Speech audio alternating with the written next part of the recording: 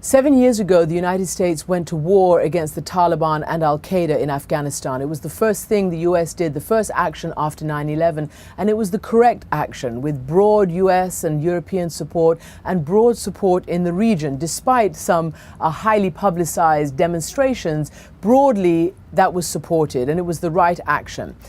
Al-Qaeda and the Taliban had taken Afghanistan back to an even worse place than it had been. Afghanistan had been ignored by the United States after the US had helped the Mujahideen back then in the 80s defeat the Soviet Union and the Soviet occupation. And really all people wanted there was a chance to move forward, to live their lives in security and with some promise and prospect of development. So when the US went in and did that and gave them that promise, there was broad support for it.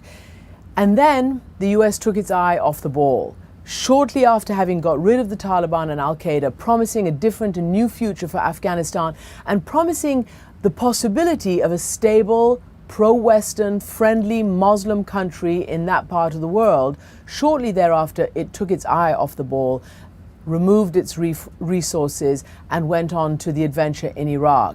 Today, 7 years later, the United States is embroiled in an increasingly hot war in Afghanistan, a more deadly war than in Iraq in terms of Allied casualties and indeed civilian casualties as well. After 9/11, on September 12, 2001, NATO for the very first time invoked its charter that one of us has been attacked, therefore we've all been attacked, therefore we will all go to the defense of that one, which was the United States. And they did in Afghanistan. US had its allies in terms of getting rid of the Taliban and Al-Qaeda, and then afterwards many NATO countries came in to stabilize Afghanistan, to take part in development, to take part in re-establishing the Afghan army, the Afghan police force, to do all sorts of things that were incredibly necessary to nation build, to rebuild a shattered, failed state. Many countries came forth to do that. But then, when the US started moving its resources elsewhere, to Iraq, to a war of choice, it started to neglect the vital allies, the vital partnerships it had to maintain in Afghanistan. And today, there's a desperate need for more US troops, more Allied troops, and not just hard power in the military sense, but soft power in the development sense. And that is very important to get the security done militarily, but also to rebuild that nation in terms of not just diplomatically, but developmentally. Well, the Karzai government may not have as much power outside as it should, and 7 years later, maybe it's wearing a little bit thin, but the fact of the matter is that it was pretty much democratically elected. It was the first such elections that Afghanistan had had in modern memory, and there was a great deal of promise. It needs to be built upon. One of the great anecdotes is that after the dispatch of the Taliban and Al-Qaeda by US forces back in 2001, they started this democratic process, the lawyer jirgas, the attempt to get the warlords in, all the sort of people who had been ruling Afghanistan in factional ways. They attempted to get them all together and to have some kind of national consensus. Into that walked the NATO forces and the stabilization forces. And I remember very well that when the British general at the time, who was in charge of the forces on the ground, came into the first lawyer jirga, he got the biggest round of applause of any of the Afghan leaders. And that really was a message that we need the world to help us stabilize. They really looked to the United States, Europe, and the rest of the NATO partners, including countries, Middle Eastern and Islamic countries that were there to help, to stabilize. For the Afghans who had been through so much, security was their first demand.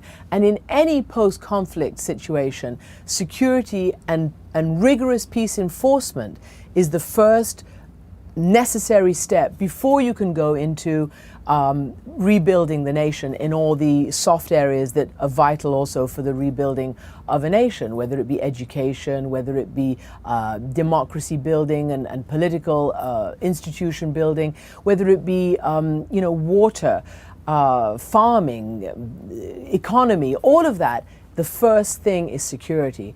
And almost we have to go back to the drawing board in Afghanistan because we let the promising beginnings drop. We let them drop by taking the eye off the ball and going to Iraq. And now it has to be wrenched back. We have to really try to pluck some kind of victory from the jaws of what looks like a defeat.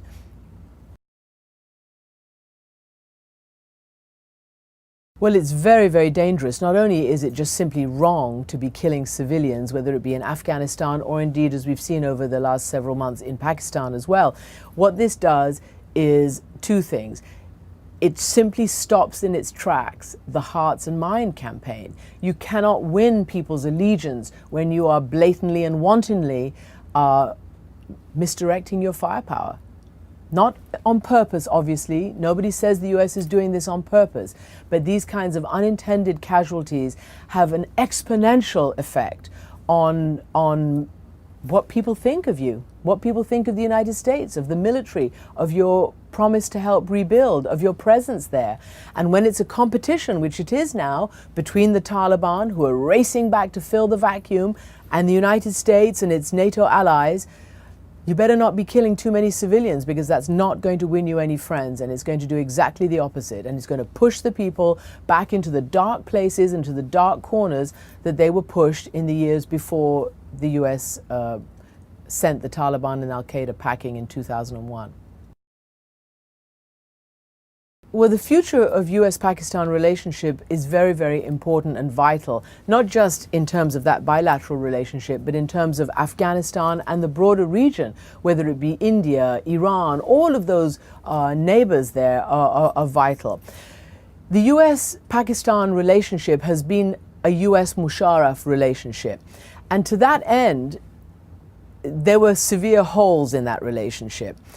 And the US began to realize that towards the end of 2007, when it tried to engineer the return of a democratically, or at least popular, leader in Benazir Bhutto. The US suddenly realized that its war on terrorism in that area and its attempt to stabilize Pakistan needed a democratic face. It was unpopular because it was attached to an increasingly unpopular general, President Musharraf, who had not been democratically elected. So they tried to bring Benazir Bhutto back to give a popular face to the war against the Taliban, the war against the resurgent sort of Al-Qaeda Taliban forces. Unfortunately, Benazir Bhutto paid the price for supporting that. She was a moderate, but she paid the price for wanting to defeat the Taliban and Al-Qaeda. She was murdered because of that.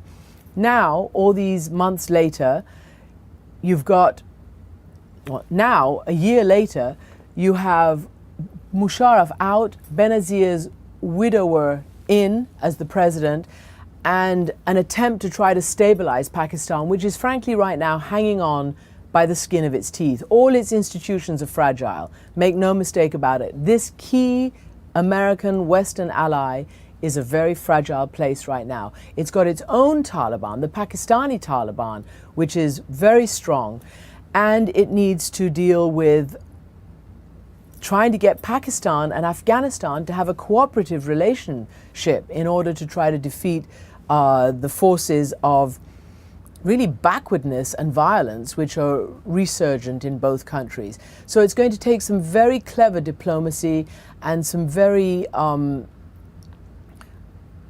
it's going to require a huge amount of effort by the United States and its allies to really rebuild this relationship and to really figure out how to get Pakistan and Afghanistan back on an even keel to try to address the really pressing issues there. Because if Pakistan and Afghanistan are lost, I mean, you might as well kiss goodbye to stability in that region. And you know that Al-Qaeda was born in that region, attacked the West in that region, from that region, and therefore more troops are going to be necessary. The chairman of the Joint Chiefs of Staff is looking at that. And once the situation there is stabilized in terms of security, then huge amounts of effort have to be poured in to develop that place and to rebuild their own institutions, both in Afghanistan and in Pakistan. From the very beginning of the new presidency in Pakistan, the Afghan president came to meet Zardari as well. And this was very important because it gave a clear signal that there was a beginning here, a new beginning. Now the question is how they're going to capitalize on that, and whether their ministers, whether it be foreign ministers or whether their generals are all on board, and whether the new leadership in Pakistan can keep the famous ISI on board and on the same page. It doesn't serve anybody in the long term to have these "the enemy of my enemy is my friend." It doesn't serve anybody to think that they can shore up their own support by making sort of what they might think are short-term gains by shoring up the Taliban or their own, what they think can be their own agents in Afghanistan. And I really think that the US needs to look at this as the US needs to look at Afghanistan and Pakistan as one entity there, not that they're one country, but as one major challenge in terms of the Taliban and in terms of providing refuge for elements of Al-Qaeda that still exist, and needs to realize that they nearly had success there, and they let it go, and they've got to really pour huge amounts of resources. It's a huge challenge because, as we can see, the US is fighting two hot wars right now, Iraq and Afghanistan. And the US forces are stretched, US diplomacy is stretched, US financial resources are stretched, and it's going to take a refocus and a sensible look at that region and identifying key issues that have to be worked on to stabilize it before it's a massive failure. Well, I think it's always a question of political will. There are many people who have different opinions on whether Waziristan is lawless or not, whether it actually does fall under the presidential,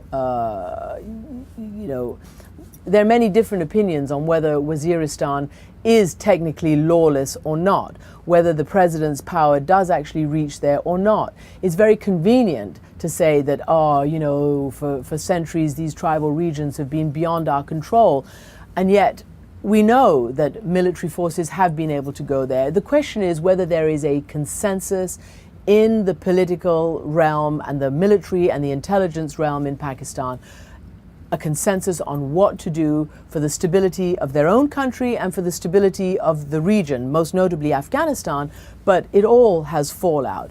So unless there's a consensus in Pakistan amongst all those vital branches of government and political and military will to organize what's going on there, then it could go on in this fragmented way for a long time, and it'll be very dangerous for a lot of people. But I think and hope that with the right will and with the right view, that unless they do get a control of what's going on in their country, it's going to be dangerous not just for them, but for the rest of the region as well. The Bush administration did launch an untelegraphed attack into Pakistan, and it's caused a huge amount of controversy, and the Pakistani government is now saying that it's going to order its troops to repel any further US attack in that fashion. I think that there would be no question that if there was actionable intelligence on the whereabouts of bin Laden, there's going to be a way to get him. But this wasn't that. And as soon as you start killing civilians intentionally or unintentionally, it has a huge reverberation and huge negative effect. I mean, don't forget that in Afghanistan, for instance, these killings of civilians have been going on for 7 years. This was just the largest that happened recently. But it's been going on for a long, long time. How many times we've heard of wedding parties that have been mistakenly attacked, and numbers of men and women and children who've been killed.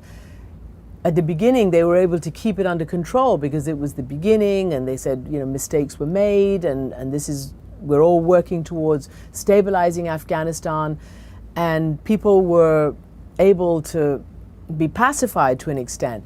But the more that happened, the more it went on, and the less return in terms of security on the ground, the less people have been willing to put up with that. And this is a very dangerous moment for the United States and for trying to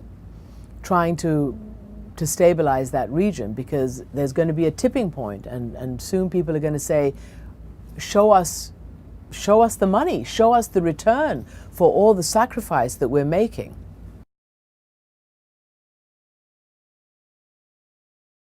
We examined the Muslim Brotherhood for our program God's Warriors, and we found that while it had been such a militant organization in the past, even violently militant in some instances, it is transforming, and it is competing in the democratic process. Now, it's not allowed to be called the Muslim Brotherhood, and it's not allowed to sort of form and act as a proper political party, but it did win when it competed in parliamentary elections in terms of winning a huge number of seats in the parliament.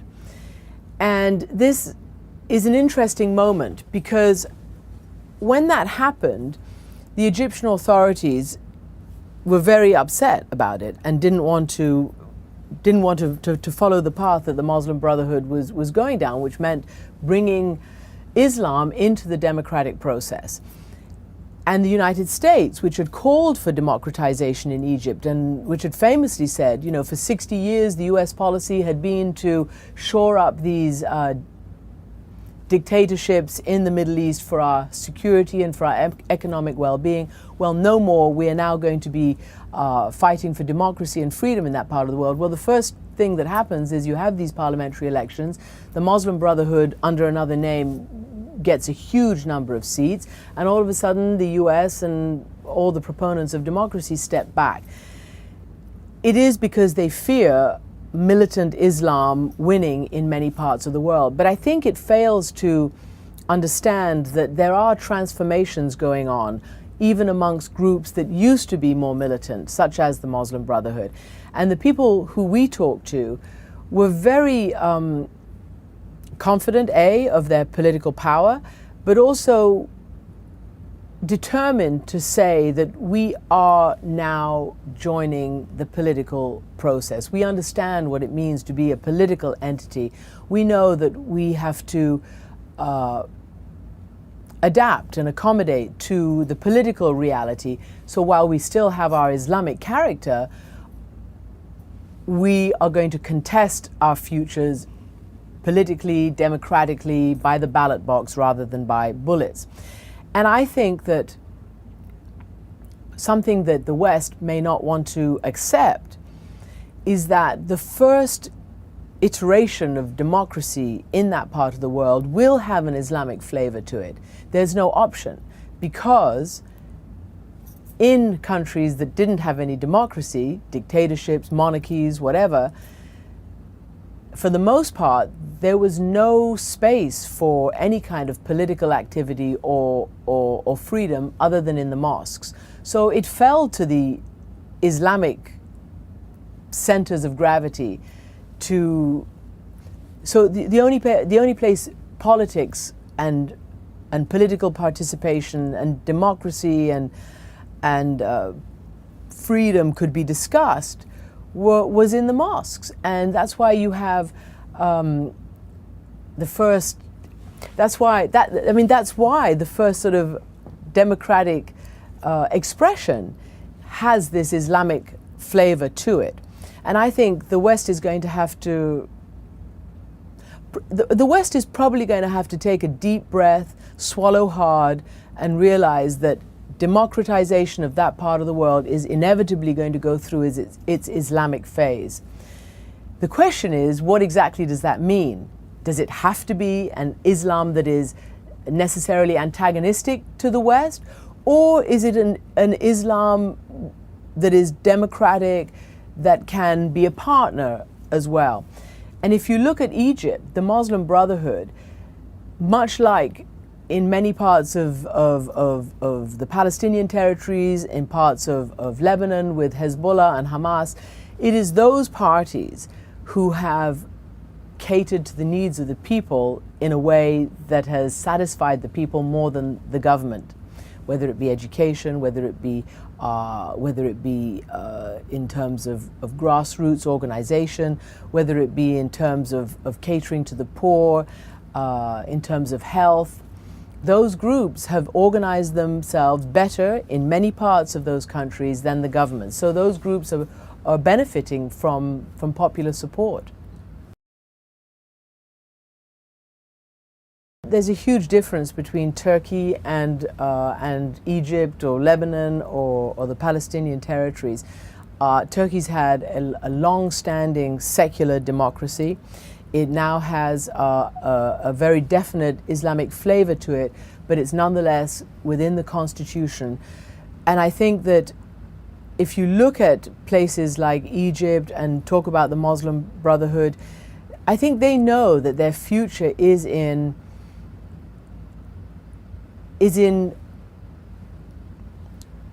they know that their future is more democratic than militant. And I think they're adapting to that.